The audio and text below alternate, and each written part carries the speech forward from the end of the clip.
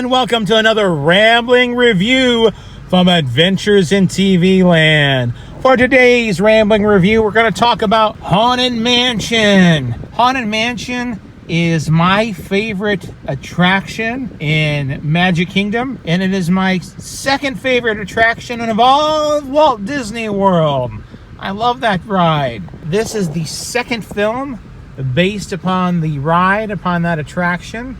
The first movie came out in 2003, stars Eddie Murphy, and that movie, it was critically panned at the time. It didn't do very well necessarily at the box office. However, through reruns and airing on cable and streaming and whatnot, it's kind of become a beloved comedy over the years. I enjoyed that film, but the film it's kind of over-the-top comedy in many ways. It is an enjoyable film for what it is.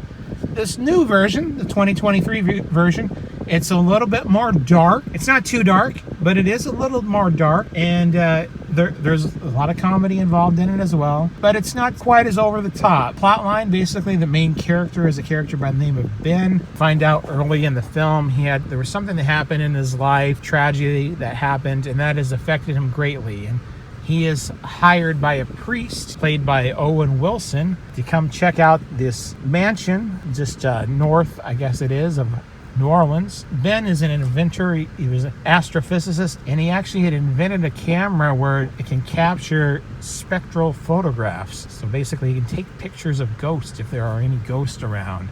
And so Ben goes to this mansion, takes pictures. He thinks that the woman there and her son, they're a little bit kind of off their rockers a little bit. Things begin to happen, and Ben's opinion changes, and the story, it fast forwards from that point on. Overall plot being that there are a bunch of ghosts living in this mansion, and Ben and the other people, they have to figure out what the ghosts are wanting so that they can be put at peace. Now, like I did say, the movie it's a little more dark. There are a few darker elements. Not too dark, not too scary, but for really younger kids it might be. But I would say, for kids about 9 to 10 and up, it should be fine. There are some frightening images, but there's nothing graphic. There is nothing, there's no blood or anything like that. There's nothing seen at all. A lot is left up to the imagination, and some of the things that are seen, it's humorous way. It's not like watching a horror movie or anything like that. I enjoyed the film. I thought they did a pretty good job with the plot. I liked the overall arching plot. I also there's a twist that happens. I did figure out the twist way early on, but that didn't add or subtract for me to the movie in any fashion. The effects are well done. If you've ever rode the attraction either at Walt Disney World, I've never been to Walt Disneyland, but from my understanding, that too, the elements are the same. Those elements are throughout the movie. They are there. You see those different things in the movie. If you're a fan of that attraction, there's those little Easter eggs that pop up and bring a little smile to your face. I know at the box office, the initial release of this film, it has not done well. Kind of sad to see that, because this is it's a pretty decent movie. It's better than a lot of the superhero fare that is typical or has been typical the past several years. It does a good balance between some darker elements and comedy. There's some poignant moments in there which you wouldn't expect from a movie that's based off of a ride attraction from Disney, but they are there. They exist, and you actually do care about many of the characters in this film.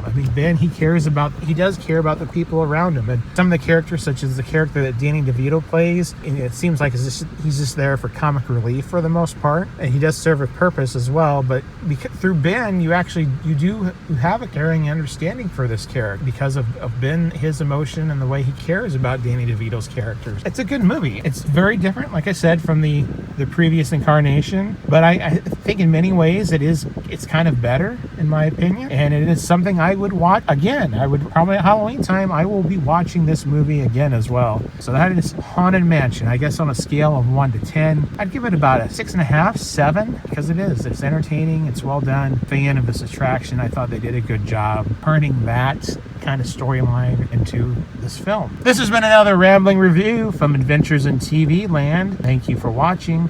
Until next time, that's a wrap.